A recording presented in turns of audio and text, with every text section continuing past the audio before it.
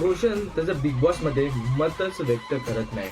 काय आहे मामला ह्या व्हिडिओमध्ये सांगणार. तर पुन्हा एकदा स्वागत आहे बिग बॉस 4 मध्ये. म्हणजे बिग बॉसने 2 ग्रुप पाडले होते आणि त्या 2 ग्रुपमध्ये त्यांच्या म्हणजे बहुमताने डिसाईड करत होते की टॉप 2 सदस्य कोणते आणि बॉटम 2 सदस्य कोणते. तर त्या दुसऱ्या ग्रुपमध्ये बघितलं की तुम्ही विशाल, सचिन आणि ह्या लोकांचा ग्रुप होता, रोशन आणि अनुश्री, राखी आणि दीपालीचा. तर रोशन काहीच बोलत नव्हता. रोशन नुसतं त्याच्या हाला सचिन काहीतरी बोलत होता नॉर्मल तरी, म्हणजे मताबितासाठी. म्हणजे ती दीपाली तिला भडकवत होती की तू टॉप मध्ये तू दिसत नाही का. म्हणजे नंतर टोमना चांगला मारला की सचिनने मी टॉप मध्ये दिसत असं तुम्ही नॉमिनेशन मध्ये मला टाकलं नसतं. परंतु सचिन झालं ती एक बाजू, पण रोशनची बाजू म्हणजे ते मागच्या सीझन मध्ये सूरज कसा नुसतं हा आणि मताला नुसतं म्हणजे बहुमताला नुसतं हात वरती करणं.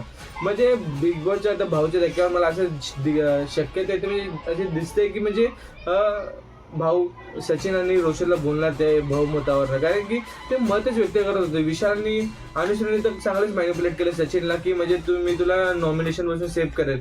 तिथे नॉमिनेशनचा टास्क नव्हता, तर इकडं स्वतःचं मत व्यक्त करत होते आणि त्यांना दाखवून द्यायचं की मी टॉप 2 चा सदस्य आहे म्हणून. पण रोशन काहीच मत व्यक्त करत नव्हता बिग बॉसच्या घरात आणि त्या टास्क मध्ये. तुम्हाला काय वाटतं ते कळवणार आहे, नक्की सांगायला विसरू नका.